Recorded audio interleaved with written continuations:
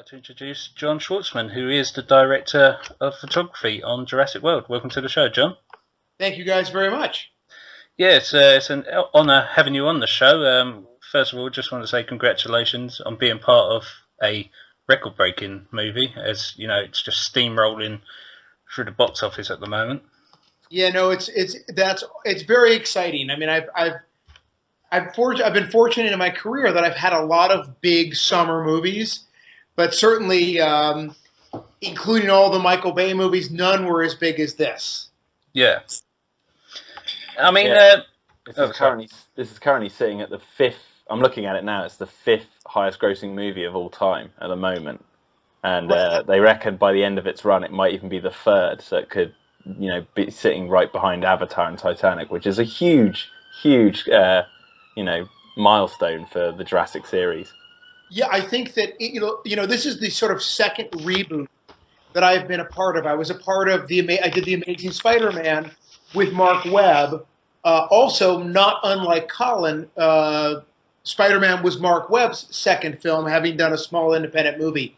So it's always great when you get to work with these sort of young up-and-coming directors who are, very much fans of the genres that they're doing. Not unlike me, I have an incredible comic book collection, so including Spider-Man 1. So when I went to go do Spider-Man, for me it was incredibly exciting, and it was fun to sort of reboot that project. And then again, to get to redo this with Colin, who had done only one other picture, Safety Not Guaranteed, which was really a charming, fun, completely original film. So it was great. And it was sort of, you go in and you meet a director and you're thinking, well, boy, this guy did this kind of quirky Duplass Brothers movie. Why does he want to get into this thing? This has got so many moving parts. And then you come to find out that, Jurassic World, or the first Jurassic World was his favorite movie. So, it really is. It's exciting for a cinematographer because they bring so much passion to these projects. Before we get into sort of them sorts, how did it come about for you? Was it something you were approached for, or is it something you went to them with and said, I'd like to be a part of this? The reality of big movies is that you don't usually. It's hard to approach, people for movies. They approach you. The other thing is, I'm at a place in my career now where I do both small movies like The Rookie and Saving Mr. Banks, and the picture that I'm doing right now in Atlanta, The Founder, is a very, very small movie with Michael Keaton. And I also do very, very, very big movies. And I think that from a studio point of view, maybe I'm one of these guys that when they are looking to do something that's $200 million or close to that, they want to make sure with a young director that they saddle them with a cinematographer of a certain experience. And I'm obviously not the only one on that list. It just so happens that when I go in and meet these guys, they happen to be huge fans of The Rock, Armageddon, and Pearl Harbor. So that's really been my connection. Colin loves Armageddon to death, right? Not that we were ever trying to shoot Armageddon style on this movie, but it gives me an instant connection, with these guys. I think because I happen to come out of the propaganda films world with David Fincher and Michael Bay, and out of music videos and commercials, I was the guy that was making a lot of the images that they were seeing when they were coming of age. So, and although I may not be as young as these guys, I've got a lot of energy, and I just, so I went in, and I'm sure I was not the only person that Colin met with, but we hit it off. The other thing was that this movie was originally going to be made in 2013, and it was going to be done in 3D. So I also had on my resume 3D experience because I had done The Amazing Spider-Man in 3D, and I did the reshoots for Life of Pi in 3D. So there aren't a lot of cinematographers out there with original 3D credits. So that may have been what originally got me in the door. I'm not sure. Certainly, Colin was a fan of my work, which helped. We prepped the movie to shoot it in 3D in 2013. The script was very long, and it had some giant set pieces, and we were going to race into production to meet a release date. And about 4 weeks before we were getting ready to start, Steven Spielberg said, "You know what? I'm just going to put this script needs work. We're going to come back and do the same thing next year." So I went off actually to Northern Ireland and did a picture, and came back and then started Jurassic World 2 or 2.0 in 2014. When you talked about 3D, when you first were, this is going to go off track from Jurassic just for a second, but when you were first approached with a 3D project, how did you go about tackling that? Because obviously 3D is now a staple thing in cinema across the world. But how, for someone who's been in the business for so long, adapt to 3D? What are the differences? Is what I'm trying to say. Well, there are a lot of differences. 3D does not respond well to fast cutting because of the amount of time that it takes. And 3D is not really 3D. It's stereo projection, right? It's not a hologram. So what's happening is when you experience the world, your eyes focus and converge on the same thing, and that gives you your sense of depth. When you go see a movie projected in what we will call 3D, your eyes are always focused on the screen, but your brain is converging the image either at the screen plane in front or in back. And that's something that is not really normal for the way the human mind works. So that's why it takes a little longer for you to sort of figure out what's going on. So you tend not to cut as quickly, or if you're doing a sequence in 3D with very fast cuts, it's really only done in 2D. And if you were to take off your glasses and look at an action sequence maybe in Transformers, a lot of those images are actually 2D images, so that your mind can sort of figure out what's going on. When we were going to do Spider-Man originally, we were going to shoot it like The French Connection in anamorphic film, gritty, and then 3D had taken off, and Sony came to us and said, "We want you to do it in 3D." So I went. They were offering a whole training course in 3D, so I did that. And obviously, there's a learning curve. In 2D, you're using foreground to give the audience depth cues, right? If something's in the foreground and you understand its scale, you know how far away something is in the background. Now, this is not something you're conscious of as a viewer. It's just something your mind does. And as a cinematographer, we call these things depth cues.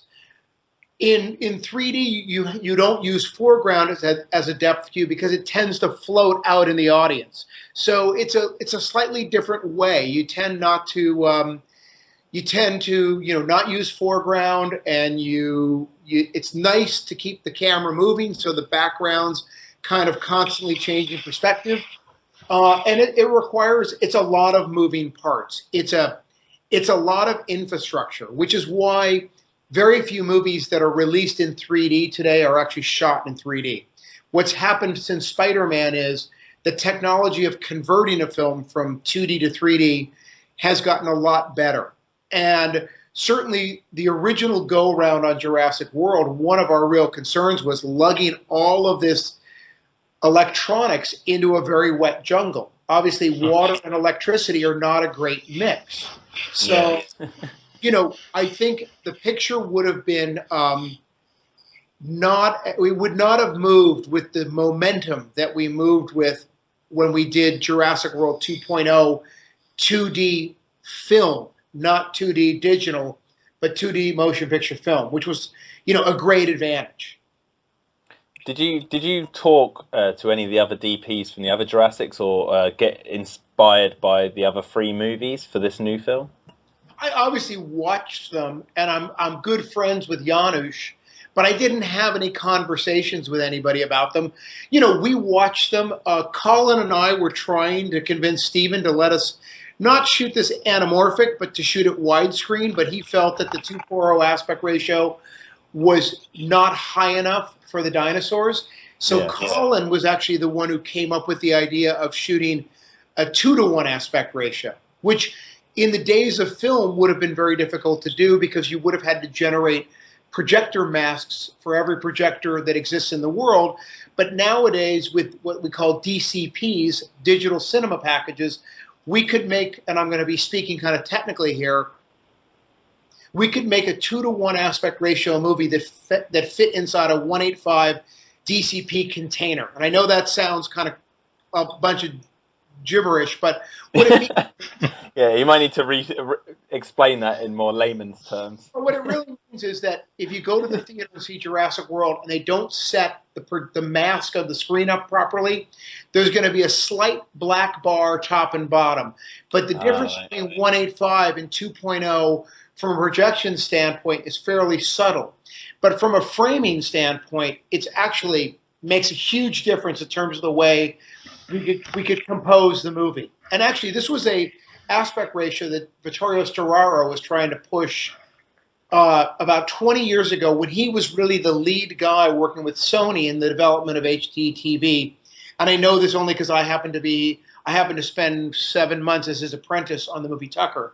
So he had designed this format called Univision, which was 2-to-1, and all movies and all TVs and everything would go 2-to-1.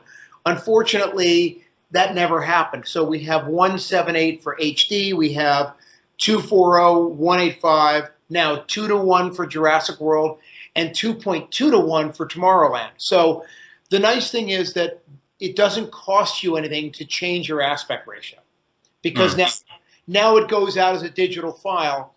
We sent out the DCP with notes on how to set up the screen. If they didn't do it, I don't think the audience would ever notice that there was a slight black bar top and bottom. There's actually a video on YouTube. I actually watched it about 3 weeks ago that explains the aspect ratio of Jurassic World. I'm glad somebody did that. One of the other reasons that pushed us was we knew that by the time this movie came out, IMAX was going to be now projecting digitally, right? 1570, 15 perf 70 millimeter film wasn't going to be projected at IMAX anymore. And IMAX's aspect ratio, which used to be, I believe, 1.54-to-1, is going to 1.92-to-1. So we were very close to a native IMAX aspect ratio, which was really good for us because this movie is so spectacular in IMAX. Yeah, I work in a cinema, just 9-to-5 job, but it's our IMAX screen is quite a small one. I like it because it's quite neat, but the film perfectly fits the screen. It's like just perfectly framed in. And I'm going again to see it tomorrow, and I've picked seats that aren't too close because I like to sit and just see it in like I'm sitting close to my TV screen in my living room. But yeah, it's framed perfectly for IMAX. And that, by the way, that's the first time in my career that I've had that luxury. If you go back and watch The Amazing Spider-Man, if they ever re-projected in IMAX, it's like a Chris Nolan movie in the sense that it goes through aspect ratio changes throughout the entire movie. Because we were 240 in Spider-Man, and times we went to 154. It was like making a whole new version of the movie, right? It was a pan and scan and using aspect ratios in a storytelling way. But in the case of Jurassic, it fits in so perfectly. Yeah, I mean, I saw the IMAX re-release of Jurassic Park 3D, and comparing that with this new movie, the way it's been shot and framed fits perfectly with the other Jurassic Park films, because I know in the Alien series, each movie has different sizes. I know, like Ridley Scott's film has the black borders at the top and the bottom, and then Cameron's film doesn't. It uses the full frame, and then Fincher's Alien 3 goes back to having black borders. Whereas the Jurassic series, they seem to fill the frame completely in every single movie. So it's good that it's like continuing that sort of tradition. Yeah, and we were very much aware of honoring the tradition of the series. Having said that, it was really number one, because I'll be honest with you, and I'll speak frankly, I'm not a big fan of 2 or 3 in terms of the experience, and I don't think the scripts are that good. We're Lost World lovers here. Yeah. We love the Lost World here. We love number 1 as well, but I think we champion the Lost World as well. But sorry, go ahead. We'll keep this lid on this can of worms for another day. Yeah. I just didn't like the end with the ship and all of that, but it's beautifully shot. Janusz did a gorgeous job. I just think that Colin got back to the essence of what the Jurassic series can be about. I think it's really a fun movie. I think it's very well paced. As he said to me, look, this is a movie about people that dinosaurs happen to be in. The thing that Colin was very much striving for was to block this movie in the same way that Steven would kind of do it, where there's not a lot of coverage for coverage sake, right? There are very complicated masters that are constantly moving in this shot. Hopefully they don't look complicated and you don't even notice them, that the camera just happens to be in the right place at the right time. But, you know, there was a lot of stuff. The camera was always on a 50-foot techno crane, you know, constantly moving and adjusting and switching so that the actors would kind of take us through the scene and put us in the positions that we needed to be for the audience to, you know, to sort of glean the information that we were trying to have them have. And, you know, as I always, when I'm shooting an action movie in particular, I'm always thinking to myself, okay, are we ahead? You know, are we ahead of the actors in the movie, or are we behind? Is the audience ahead of what's going to happen? You know, don't open the closet, the killer's in there, or do we not know what's in the closet door? You know, and those are the things you're constantly thinking about when you're blocking and framing and designing sequences. Yeah, I mean, as you said about it's a film about people that dinosaurs happen to be. I mean, you can see the comparison with the first movie and Jurassic World. I mean, like the scene in the first film with the brachiosaur, you know, when it's revealed, you know, it's all well and true, like lovely with the dinosaur, but it's about what they're discussing, you know, Sam Neill's character and Richard Attenborough's character. And just like this one with when you first see the T-Rex but you don't see the T-Rex, is actually what's going on with the character, Nick Robinson's character, you know. Right. I mean, sorry, go ahead. No, I mean, it was just Colin he made, you know, and you're constantly, you know, I was amazed every day at, you know, how good he had such confidence in his storytelling ability. And it just made it so much fun. You know, he was like, no, we're going to hang back here. We're going to do this. And his maturity as a director is just stunning. Yeah. He just made the right choices at the right time. I mean, that scene we did with Irfan Khan and Bryce the first time in the what we called the D-Rex paddock, which was this incredible set that was built in the middle of a jungle. I mean, you know, none of these locations were easy to film in. You know, this is not the Hawaii that you see in the travel brochures. If you were going to this part of Hawaii, you wouldn't want to go. You know, it's mosquitoes and giant centipedes and long treks through the mud. But that's what you need to do to get that kind of vista where you don't see a hotel or telephone lines. Yeah. I mean, one of the things I did want to bring up as well is there's a specific shot that just blew my mind. I mean, it's, you know, when the raptors and Chris Pratt's character's going through the jungle, and you're along with the character the whole time, and then it just cuts to that long shot of the raptors coming towards the camera, and from the distance. I mean, that shot is, you know, that just blew my mind. I mean, it's not really a question. I just wanted to say, you know, that was an amazing shot. You know, that was one of the first things I said to you, Jack, wasn't it? Like after the film, I was just like, that shot of the raptors was just amazing. And you know, a lot of that stuff was, but you know, it would be you know, again, it's kind of one of those, it's part of the language of the genre. And, you know, so we were very, you know, much aware of, hey, you know, and to me, that was a Michael Bay shot, you know, because it was really long lens and compressed, and, you know, get some smoke in the background and just backlight the smoke because it's so damn dark in the jungle. And, you know, you know, that was those were the, hey, you know, this is a perfect, hey, you remember that shot in The Rock? Here's a perfect place to do that shot. Yeah, I mean, the scene as well that, you know, has your signature all over it as well, is when the helicopter crashes through the aviary, and sort of like crashes into the floor with the explosion, and the Indominus just turns sort of towards the camera, roaring, and runs off. I mean, that just speaks Armageddon to me, with sort of like the asteroid, and when they're on the asteroid at the end. Yeah, no, and certainly, we and Colin and I would use that kind of shorthand for how we wanted to do certain scenes. Yeah, did he sort of come up to you at any point and be like, right, I want to make this shot look like this bit from Pearl Harbor or this bit from The Rock? Well, during prep, we talked about that a lot, and he would say, and remember how you lit that? I want it to feel like this.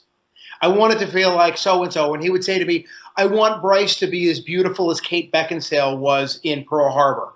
Even though the world was going to hell around her, she always, even if she had dirt on her face, I made sure she looked beautiful, And that was the thing that Colin would say is like, no matter what, and we're going to get him dirty, we're going to get him filthy, but, take care to show to make sure that Chris and Bryce and everybody look good, And I think I certainly, it was not easy at times, but I think we achieved it. Yeah. I mean, sorry, Jim. No, you go ahead, Jim. I was going to talk about something. Go back to when you said the language of the genre. I think another shot that for me speaks that perfectly is my favorite shot of this new film is where Bryce Dallas Howard is lying on the floor after just releasing the T-Rex, and she's like lying on the floor almost like Raquel Welch from 1 million years BC or something, and there's the T-Rex foot in the same shot, and it's like she's lying just behind the T-Rex she's just unleashed to save the day. It's a beautiful shot in the movie. Right, she says, run! Yeah, exactly. Just before that bit, she's lying on the floor in the wet looking up, and she's now sitting behind the very animal she's just released. It's a very, I think, a very poignant and quite an old school type shot in this sort of genre, in a way. Well, I think we were constantly trying to embrace that old school stuff. And I will tell you, that end sequence is the most complicated thing I've ever done in my career. Oh, really? Well, because here's the deal. We shot that. If you really look at that sequence, there's only about, in 1 minute and 50 seconds, about 12 shots. So that camera work where it's swinging around, now that's a real set. Right, there's no CG in the set. Obviously, the dinosaurs aren't there, but we did that by sometimes what looks like one continuous shot was 5 different techno-crane positions that we would start on Chris Pratt, swing around where we knew we were going to find the D-Rex. Blue, let's say, was going to come and jump on. The raptor was going to get thrown into the hibachi restaurant. That was going to burst into flames. We're going to swing around and now pick up the boys running into the concessions booth. And although it wasn't one continuous shot the way we shot it, let's say that was 3, it had to be, we worked out all the blocking and it would be done, let's say within an hour. We would do the first part. Okay, guys, get up and run. Swing around. Cut the camera. Okay, I don't have any more reach with the arm. Now move the post over here, match the frames, right, on a computer to make sure we're, on our video assist to make sure we're sort of overlapping in the same place. Continue that, end that shot, and then move the camera again with a 50-foot arm on it and swing around and pick up Chris and the boys, let's say, jumping into the concession stand. I mean, they were very, very complicated shots, and we would walk through it with cardboard cutouts that were full size of the dinosaurs, so we knew the right scale. I mean, this was very, very complex stuff that we were doing. I mean, although and the beauty of it is it works perfectly. I was saying to someone the other day, like that end sequence. We're living in a time of cinema where we see the most spectacular stuff all the time. Like in every blockbuster, there's a huge sequence. But in Jurassic World, it feels like this end climax is earned. You spend the first 2 hours earning this big, huge payoff fight sequence that is what is going on in the storytelling as well. With the whole Indominus, representing the big and the new. Bigger, badder, more teeth sort of thing. But that's what I love about it is it's very complicated filmmaking, but you guys have earned it because it's the final payoff for the entire movie. But I'll go one better than that with you, which is, and here's why I think it works. Early on in the movie, early on in the prep, we had discussed whether this was going to be sort of part film and part CG. In other words, a virtual camera. And Colin said, no, I want this to all be stuff that's really done with the film camera. And his example was Top Gun it works so well because Tony Scott could only put cameras on airplanes and he had to adhere to the rule of gravity. The movie Stealth doesn't work because at 2,000 miles an hour, the camera is flying around the airplane in a way that no camera can really do. And Colin was very adamant about, I don't want to break the rules of gravity, therefore I don't want to break the rules of 100 years of filmmaking. We're going to shoot this all. It is all going to be shot with our cameras and whatever the equipment it is that we need to do it. It's never going to be a virtual camera. And I think that whether you understand it intellectually or not, I think you feel it emotionally. And I think that is a big reason why that sequence works. The camera is never in a place that you couldn't really get a camera into, including me putting a camera on an electric motorcycle to continue that shot, to drive it through the concession stand almost towards the very end, when the Raptor crashes through the window. So that's really the guys running through there. That's a fake movie glass window exploding. Then us coming through on a motorcycle and stopping in the doorway as the T-Rex and the D-Rex are fighting towards the where the lagoon is, And again, that was, Colin was like, no. I said, can't we break? I want this all to be one shot from the boys outside. And I'm thinking, how the hell do I do this? And the set was too small to me to do it off a golf cart. It just so happened there was a guy who was an ex-motocross racer who had an electric motorcycle that actually had like training wheels on the side, so we could both go very slow. But as you know, electric motors accelerate because it's 100% torque 100% of the time. And we were able to pull it off, with a very lightweight remote camera head that was wirelessly operated. And, he was pushing me to limits that I hadn't been pushed to in a long time, and it was great because he was, we all know we could have said, oh, you know what, let's just let ILM do that part. We'll shoot the kid, we'll shoot Bryce, Chris, and the two boys running against green screen. That was never going to fly with Colin. Good.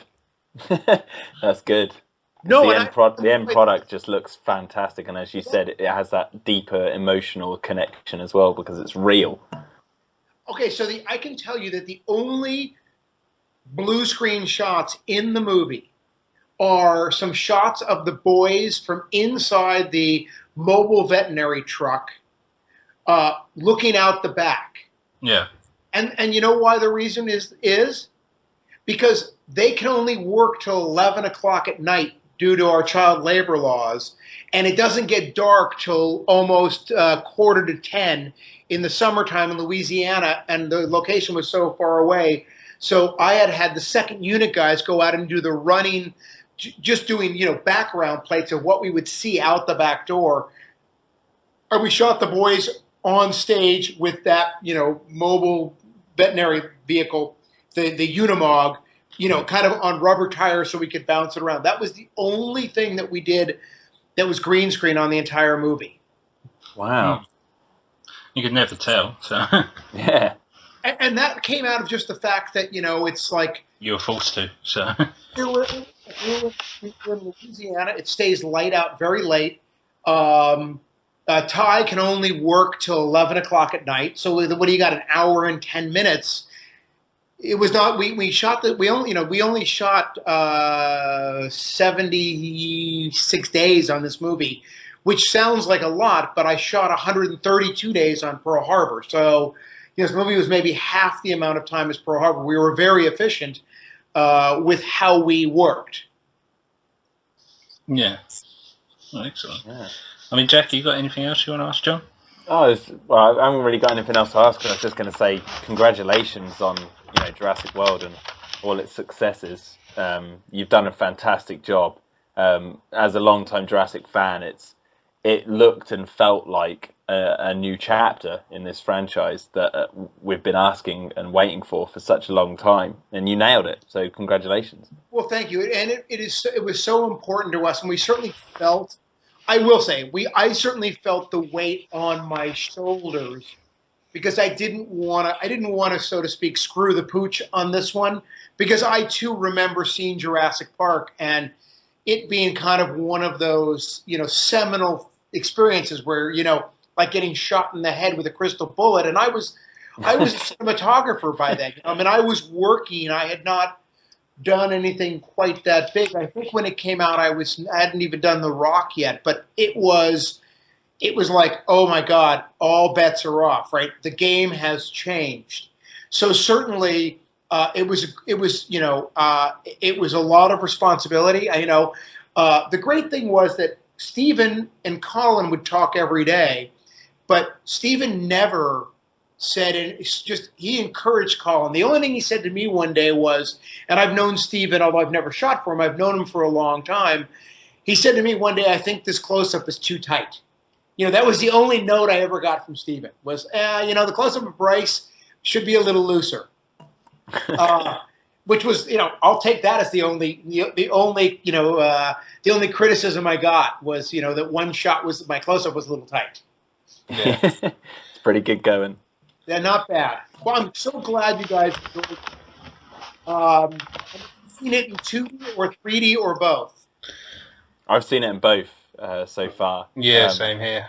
And admittedly, I prefer 2D because I'm a bit of a stickler. I like to just see the film for what it is. But I've seen it in IMAX 3D a couple of times, and again, I'm going tomorrow IMAX 3D, and it blows you away. It's a very big sort of event movie. Yeah, I think that, look, as far as having gone through this on Spider-Man, IMAX 3D is the only way to see 3D. And one of the great things about working with IMAX is their only mandate is to make the best possible version for exhibition of your movie, right?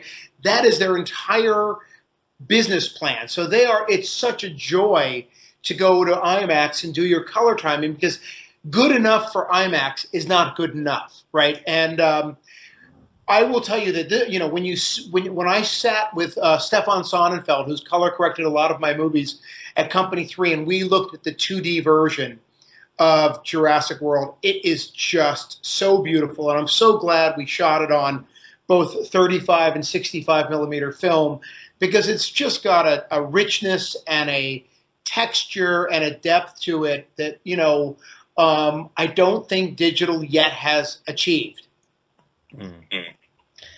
Oh, John, just before we go, there's something I did want to ask, because it's sort of been cleared up online, but it's only to the point of what Colin put in an interview was the gate, the Jurassic World gate, like being practical and everything else being CGI. I mean, to what extent, how did you go about shooting the gate, basically? Well, actually, to be honest with you, I didn't shoot the gate. Patrick Loungeway, my second unit DP, who's done several movies with me, did. And there's a great road up in on Oahu, and I can't remember the name of the drive, and that's where they did it. And I believe I want to say the gate was a miniature. Yeah. And I didn't do that. I mean, on a movie like this, unfortunately, certain things you say, I'm going to do this, this, and this, and I need you guys to deal with this. So I didn't do that. And, the thing is that the weather is so difficult in Hawaii that on a first unit, we were such a big machine that those kind of things, like I need to be able to farm off to somebody whose work I have great respect for and trust. And so Patrick did that. Okay. Interesting. I was up to my knees in mud, trying to shoot kids running through the jungle. Yeah. I will tell you, Nick Robinson, man, that kid is going to be a movie star. He is so good. Oh, I've spoken to him. Yeah, he's very humble and just a really, really nice guy to chat to. I mean, look, the thing is that Colin delivered performances in this movie that I don't think anybody was expecting. Oh, for sure. Yeah, especially I mean personally, Irfan Khan's Masrani was a personal favourite of mine, where he was just so full of beans and just so happy and totally different from the John Hammond, the other park owner. Well, and I will say this. So if you go to IMDb, somehow or another, and I don't know if it's Irfan's agent, but I have shot every movie in America that Irfan has ever been in. I shot Jurassic World, I shot Spider-Man, and what I did on Life of Pi was I reshot everything that wasn't on the boat. So I shot all that stuff with Irfan in the apartment in Montreal. Oh, really? Yeah, it just so happens that every time Irfan Khan is in a movie in America, I happen to be the cameraman. Well, congratulations on Life of Pi, man. I've got the Blu-ray sitting right in front of me. I love that movie. Yeah, it's great. But again, that was Claudio who shot the movie, and then what happened was the character that Rafe Spall plays, the writer, was originally played by Tobey Maguire, and Ang Lee decided that Tobey was too big a movie star for that part, and Claudio was off doing something else, and Claudio and I have been friends for about 20 years, so he called me, and I went and redid. So I shot most of the land stuff that wasn't, all the stuff that wasn't on the boat or wasn't in India. We did that for about 3 weeks in Canada, whatever it was, 2.5 years ago. And it was an honor to get to do that for Claudio and to get to work with Ang. It was quite an experience. Yeah. Just another note, just quickly.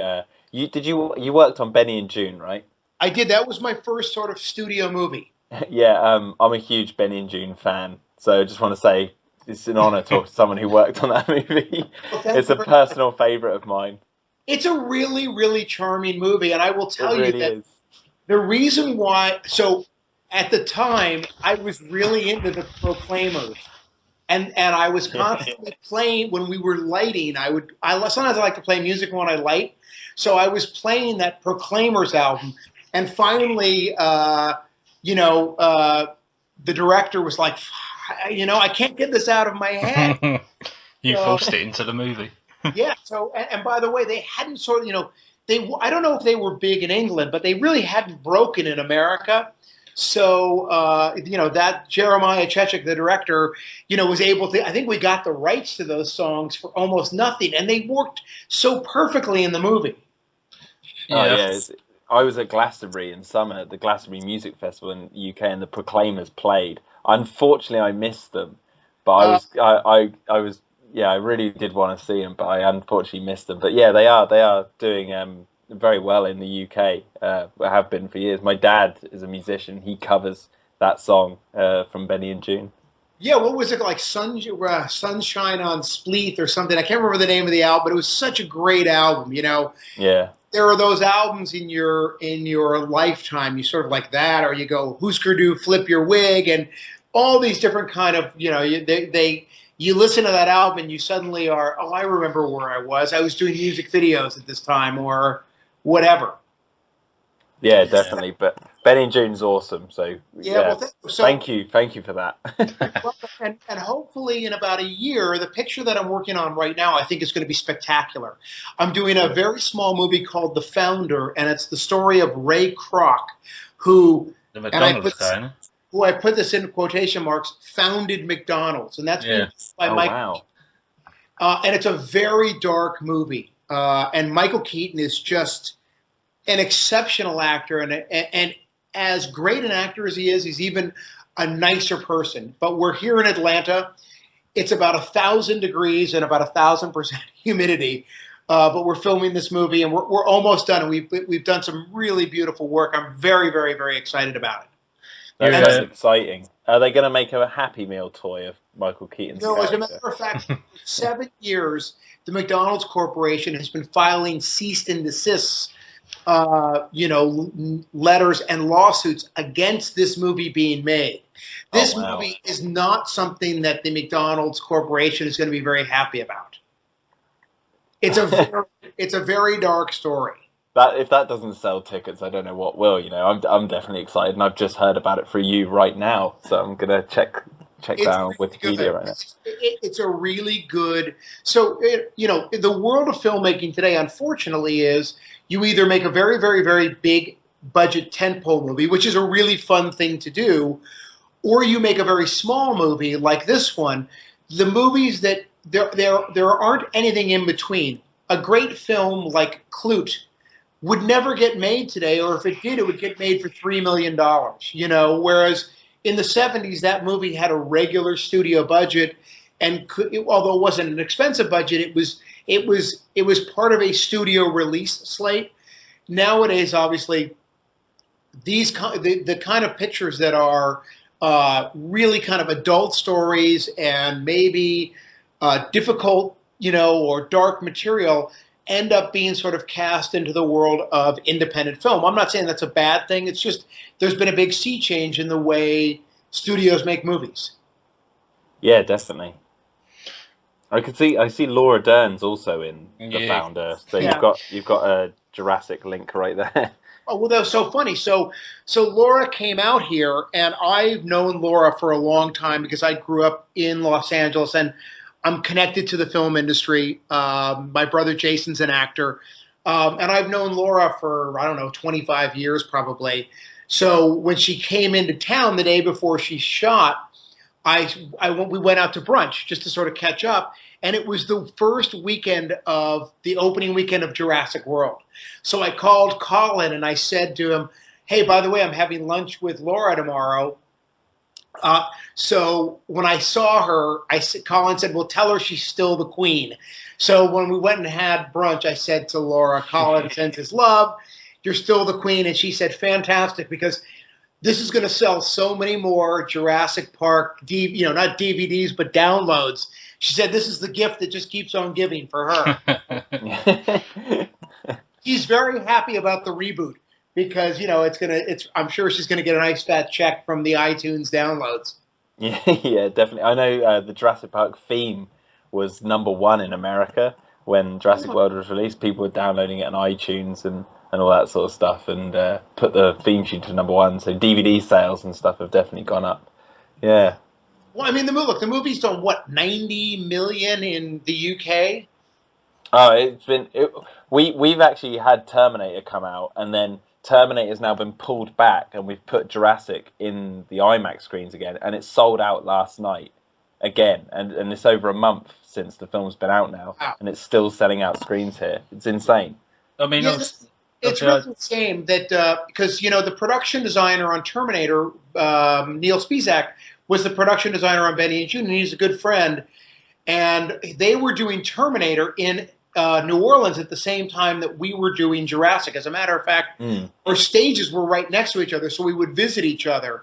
And I'm obviously very disappointed that the movie, I haven't seen it because I tend to have to work weekends pre-lighting sets for the next week.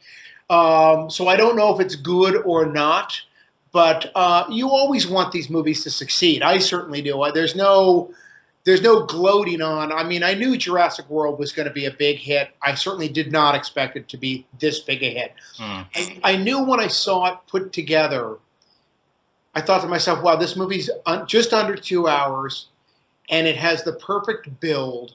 And then once it gets going, you just are in for a ride, and it's everything a summer movie should be. And you come out and you've had such a good time.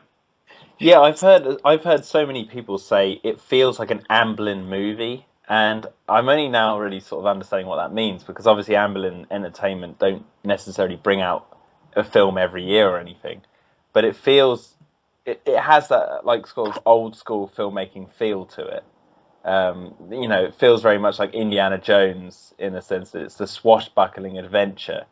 And as many people have said, it doesn't need to be superheroes to sell tickets because the dinosaurs are the stars of the movie. But then this film has characters that everyone sort of loves, and it's just the whole package. It's just something that I feel like we haven't had in a while. Right, I would agree with you, and that's one of the great advantages of having a director who's also written the script. Right, that is the beauty of it. Right, so whether you thought The Amazing Spider-Man was really good or not really good or so-so, what I would say to you is the original script that Steve Kloves wrote, and Steve Kloves is a great screenwriter who wrote Fabulous Baker Boys and wrote a bunch of the really good Harry Potters, was a fantastic script. Now, you put Mark Webb in the middle of that as a director who's a young director, you've got very strong producers, and suddenly there's a bit of decision-making by committee. What I can tell you is that Frank Marshall, Steven Spielberg, and Pat Crowley completely respected Colin Trevorrow's script, and nobody meddled. We didn't have colored pages, right?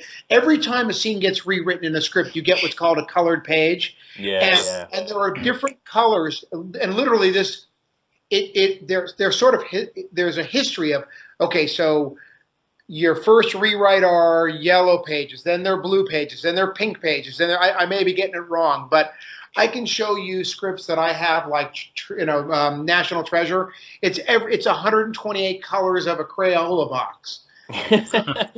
Jurassic World is one color. That's white. Awesome. It is white. We shot Colin's script and we didn't change a thing. And there's only one scene that we shot that's not in the movie. Really? Yep. Which one was that? Well, so it was as an homage. There's a dinosaur. Oh, Sam. Hello. Yep. Sorry, John. You dropped out. So the one scene that didn't make it into the movie is a dino poop scene where. While they're being chased by the D-Rex, after they've escaped from where the boys found the sand beige Jeep, and they're in the maintenance room, and the D-Rex crushes them, and they run out. They run out of the old visitor center. There was a scene after they run out of the old visitor center where the D-Rex is chasing them by scent, and they run into a pile of dino poop, and they rub it on themselves, except that Bryce rubs it all over her face, and Chris says, you didn't need to do that. That scene is the only one that we shot that didn't make it in the movie. Okay, it was actually in a trailer, wasn't it? Where a TV spot they put it. It was, and I think that Colin ultimately felt that it just took your foot off the accelerator for a moment, and he didn't want to do it. He felt like putting a joke in there was not the right thing. I think that's where maybe it felt a little bit too Jurassic Park 3, because I think that's where Jurassic Park 3 sort of fell off the wagon a bit, sort of too many silly jokes, if you will. Right, and I think Colin realized, okay, this may be one nod or tip of the hat too many, and didn't put it in the movie. Mm. Yeah. I can remember shooting that scene because that was the day when I looked down and I had a 6-inch centipede crawling up my leg, and they're poisonous. So that one sticks I can remember that scene like it was yesterday. Like, oh, what's that? That doesn't look good. How many people sort of did the old Jeff Goldblum line, that's one big pile of shit from the first movie? Nobody actually, but so many missed opportunities there from the people. The other thing was, it was just a blessing, to get to work with Chris Pratt, especially before Guardians had opened. Yeah. Was really just a real one of those rare treats that you get as a cinematographer in the movie business, because he's such a lovely person, and he is that handsome. He's huge, and he's really, really very sweet. And he was really good with the kids. He really gave a lot to, and these are things you, as an audience, you don't get the experience of seeing, which is sometimes how much other actors work to get performances out of their dance partners. Yeah. Okay. Jack, is there anything else you want to ask John? Or are we good? No, I was just happy listening to these stories for a second. But I was just going to say thank you very much for taking the time to talk to us. You guys are very welcome. Absolutely amazing. We could be sitting here for 4 or 5 hours talking about aspect ratios and stuff, but we'll let you get on with your day. Well, Yeah. Hopefully, I'll see you guys in 2017 because. If you're saying that, then that means. Let me put it this way: the unit publicist came up to me on my movie and said, "Oh." Don't worry, John. We'll cut that bit out just to. Don't worry. I hope don't want to get you in trouble. We'll drop you an email and we'll buy you a beer. I would love it. Yeah, excellent. Well, as I said, a few times now, thank you so much for coming on, John. We said we'd only take up about 20 minutes of your time, but I think we've been talking for over an hour now. So I'm never short on stories and words, but thank you guys very much. No worries. And if anything comes up, you know how to get in touch with me. So if you have any questions, shoot me an email. I'll be more than happy to answer it.